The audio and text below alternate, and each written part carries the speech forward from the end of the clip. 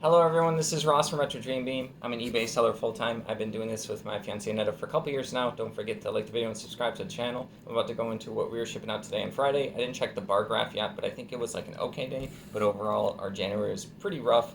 Alright, I'm just going to jump into it. So the first thing is this, a Matzo Warrior with polearm, a metal miniature. This is a 28mm miniature. They do like, apparently on the back they say historical and fantasy miniatures. It's a lady with like a polearm like spear, and then she has a shield as well.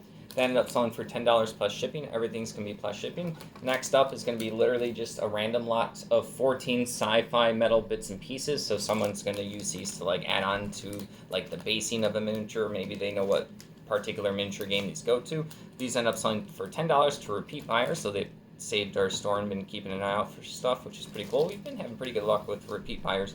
All right, next up is a TSR 1985 map. This is of Greyhawk Isle, so I already have it all sealed up, ready to go, so it doesn't get water damage. This stuff is really cool when we find this kind of stuff. We got this a long time ago. This ended up selling for $20. This probably came in some kind of like campaign module box or something like that.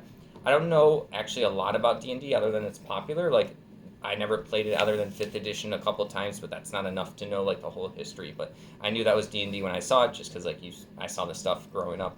All right, next up is going to be two, like a combo order. So these are two, like they're like kind of like stress foam balls, but they're like they don't squish too much. So this is the Master Ball from the Pokemon series, and then this, I always think this is the Nest Ball, but this is the Quick Ball. Sorry, one second, my little seal started coming up. These end up selling for $28 as a combo order. That's pretty cool. I think I had to grab those at like a Goodwill baggie from a long time ago, and I had recently listed them, recently being like a couple months ago. That's recent for me, I guess.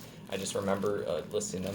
All right, next up is going to be the Muffy collection right here, Easter fantasy little outfit. So it's going to be a yellow little dress with a little basket with a little, like, I think it's like a bunny. Yeah, there's a little cute bunny in there. This is going to be for, I think, either a doll or a teddy bear, but I want to say it's more for a teddy bear, but as long as it fits the doll, it probably would work too. This sold for $11.24. I think Annetta got a big auction worth of that stuff. Was that auction or was that thrift store, this one? Do you remember or no idea? Don't remember? Okay, I think it was auction.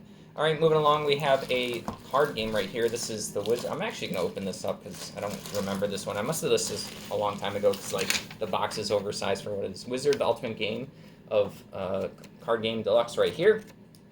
So let's see what's inside here real quick. Oh, that's pretty cool. This is almost looks like a vintage custom game. Like someone printed out the rules. There's the little thing here. There's some cards. Oh, it's like a playing deck of cards. And then there's two little, or there's, I guess there's 4 of these. I don't know anything about this. This looks pretty cool. Someone also agrees. I guess there's 6 of these. This sold for $13.50. Maybe this was like a custom one. Pretty cool. They even put like a little lore right here for like the story of the game, which is like what a lot of board games do now. There's a lot of like lore and story you can read for games, not just play them. I don't know if I mentioned it. This sold for $13.50. All right, moving along, we have a little diecast car. We've been selling a bunch of these, and I listed most of them. This is a black 1982 Chevy Corvette right here. Sorry, my hand's like shaking a little bit.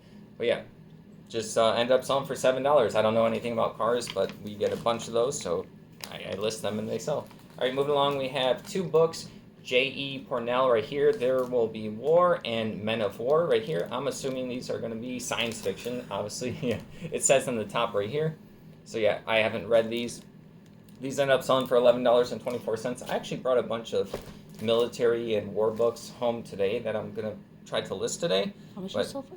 $11.24 for those 2, which is pretty good for $2. All right, moving along, we have Savage Worlds Deluxe Explorers Edition. This is, I had someone explain this to me at a convention recently, and I'm sad I forgot, but I think they said that this particular Savage Worlds is a like a, not like a dumbed down, but like a easier to play with less dice role-playing game. I wish I remember what they told me because I just asked a bunch of questions about it when I was there. Pinnacle Entertainment, right, is the company. We ran into them at like an RPG convention. All right, so this ended up selling for $17.99. We've sold this particular like Savage Worlds book or deluxe book or the base one. We got a bunch at one time. Netta was the one that made sure that I grabbed all of them because they didn't sell for like too much when I looked it up, but like we ended up having like 10 or 20. So a lot of them sold way before we started recording. So I'm glad that we grabbed a bunch because I don't even know how many more of the Savage World stuff we have anymore. RPGs have been popular. non-D&D RPGs have been popular, so we've been selling a lot of that stuff. We haven't found much recently, probably in like a year or so. All right, and at the auction, the RPG stuff got bid up too high. Surprise, surprise, it's been popular. All right, next up, our last thing is a painted Gloomhaven Hatchet character. Unfortunately, it's still in the baggie, so this is going to have all of the components, and then the painted miniatures in there. They normally start gray, and then this is like a secret unlock in the game. This is actually for Gloomhaven Jaws of the Lion, which is, they designed the game after Gloomhaven, but you theoretically want to play it beforehand because they got to make the rules easier, make everything just make more sense for getting someone into the campaign game. It's like a fantasy campaign game. It's a really good one.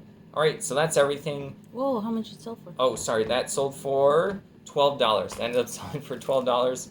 All right, yeah, so over the weekend, I don't know too much what we're going to do. There's like a lot of stuff we can do. I'm going to list, like I said, a bunch of books today and get that done. I'm going to try to do like 40 listings. I have another video coming up. It might actually get posted before this one of me going through pulling this stuff. That was fun. And then Anetta bought, I think it was like for $4, the arcade version, Joe and Mac for Xbox. We have 2 controllers, so we'll play couch co-op. I played a bunch of Joan Mac for the Super Nintendo, and I also introduced her to it, so we might play that. But yeah, I don't know what else we're going to do. All right, thank you for watching. Don't forget to like the video and subscribe to the channel. I hope everyone has a good weekend.